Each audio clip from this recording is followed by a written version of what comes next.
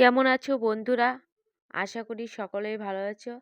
আমি জি চ্যানেল থেকে সবাইকে জানাই আন্তরিক শুভেচ্ছা অভিনন্দন। আমার এই ভিডিওটি যে যেখান থেকে দেখছে সবাইকে আমার প্রাণ ভরা ভালোবাসা রইল বন্ধুরা। আজ তোমাদের সাথে একটি দুঃখের কথা শেয়ার করব বন্ধুরা। কারণ আমাদের দুঃখ মনে হয় কোনোদিনই শেষ হবে না। চলো বন্ধুরা দেখে আসি যে আমার মা মাঠে কতটা পরিশ্রম করে। তো তোমাদের দেখানোর জন্যই আজ আমি এই মাঠে এসেছি।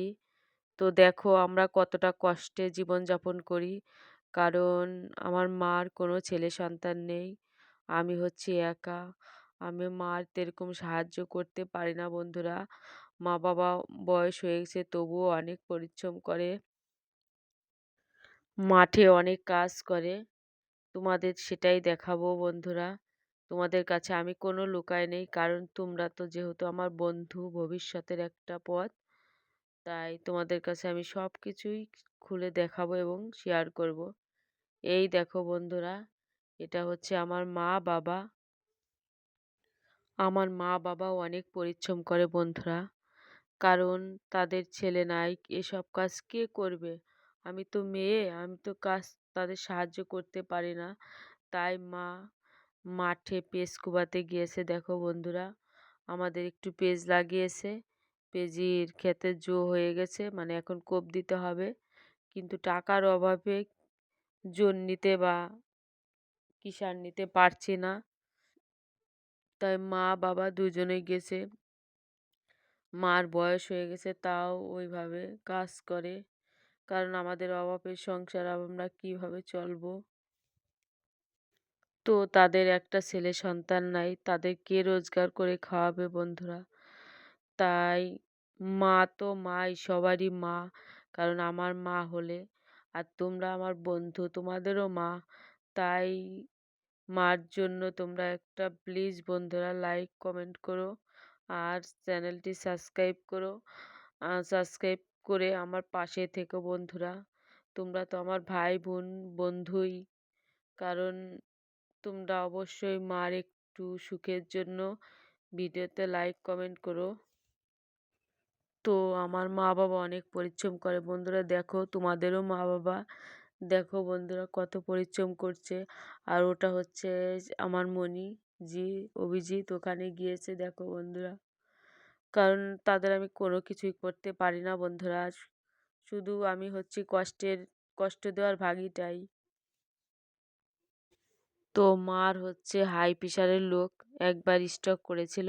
কিন্তু অনেক করে তাকে এই এইভাবে এখন যত্ন করে অনেক চিকিৎসা করে তাকে সারিয়ে তোলা হয়েছে। এখন কি করবে বলো? কারণ পেটে তো খেতে চায়। তাই এসব কে করবে? বাবা-মা দুজনেই এইসব কাজ করে। এই দেখো বাবা একা তো করতে পারে না, সঙ্গে সঙ্গে মাও করে। কারণ বাবারও বয়স হয়ে গেছে, মা যায় সমস্যা হয়ে গেছে। আর মা তো দেখতে পাচ্ছ অনেক মোটা প্রেশারের লোক, তবুও পুরো হয়ে কাজ করে। তো বন্ধুরা তোমাদের কাছে এতটুকু অনুরোধ, তোমরা মায়ের সন্তান হয়ে মায়ের দিকে তাকিয়ে চ্যানেলটাকে একটু সাপোর্ট করো, আমার পাশে থেকো প্লিজ বন্ধুরা, দয়া করে। মা মাঠে সব কাজই করে, কি করবে বলো? সব কাজই করতে হয় বাবার সঙ্গে সঙ্গে। সব কাজই মার, মানে মাঠে কাজ করে খেতে হয়। আর তো দেখো বয়স হয়ে গেছে, কি করবে? পেটে পেটে তো খেতে চায়, তার জন্য সে বাবার সঙ্গে সঙ্গে কাজ করে। তো তাই পেঁচ কোবাচ্ছে। পেঁজির জমিতে শক্ত হয়ে যাবে তো, তাই দুজনে একসঙ্গে কাজ করছে। এই দেখো বন্ধুরা আমাদের পেঁজির ক্ষেত, পেঁচটা তো এরকম মানে গজায় নাই, জ্বালিয়ে ওঠে নাই। পেঁচটা মানে মার গেছে যাকে বলে, নষ্ট হয়ে গেছে।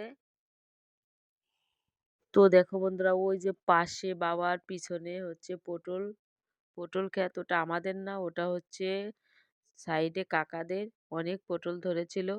আমাদের এই জমিতেও একসময় পটল গাছ লাগিয়েছিল। উম, কিন্তু অনেক ঘাস হয় তো, ওইসব আমাদের মতন করা সম্ভব নয়। দেখো বন্ধুরা, মা ঘাস তুলছে। ওই দেখো, তবুও জমিতে প্রচুর ঘাস হয়। ওই দেখো মা ঘাস উঠাচ্ছে।